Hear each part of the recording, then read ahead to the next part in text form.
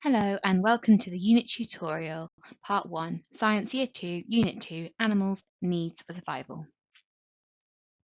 This unit tutorial will be in two parts, during which I will walk you through the unit so you come out being confident in how to access the resources, the content of the unit, and how to make any adaptations for your class. So we'll walk you through the following areas: what resources are available and how to access them, the unit's disciplinary and substantive concepts, and the unit sequence of learning. There are many resources available for this unit on Oxford OWL: the Science Progression Document, the Teacher Subject Knowledge Guide, the Unit Planning Guidance, PowerPoint slides for every lesson, Pupil Workbook, the eBook Workbook online, additional resources to go alongside the lessons, and the Pupil Knowledge Guide. To access the resources, log into Oxford OWL, click on Subscriptions and the subject and year groups you want. You can scroll through all the resources or use the drop-down tab to select the year group and unit, and here you'll find all the resources you need to teach that unit. Here are the overall disciplinary and substantive concepts for this unit. You can pause the video here to read through them, or you can find them in the progression document for this subject and this unit planning guidance. Here's how this unit connects to other units for the prior and future learning. A bullet point list of the progression and linking facts can be found in the unit planning guidance.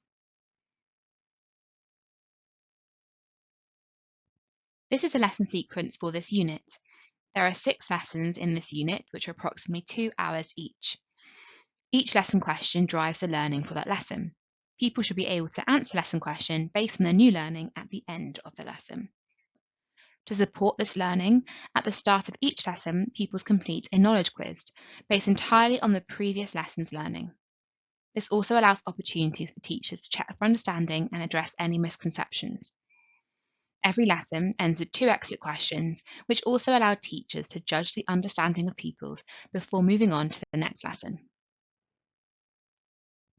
To prepare to teach a unit, we recommend you read the Teacher Subject Knowledge Guide. We recommend the Unit Planning Guidance, be aware of any upcoming trip suggestions or activities and resources, as well as the future and prior learning resources, and use a copy of the Pupil Workbook to complete the activities yourself. We'd recommend using the Pupil Workbook as a teacher copy to do this.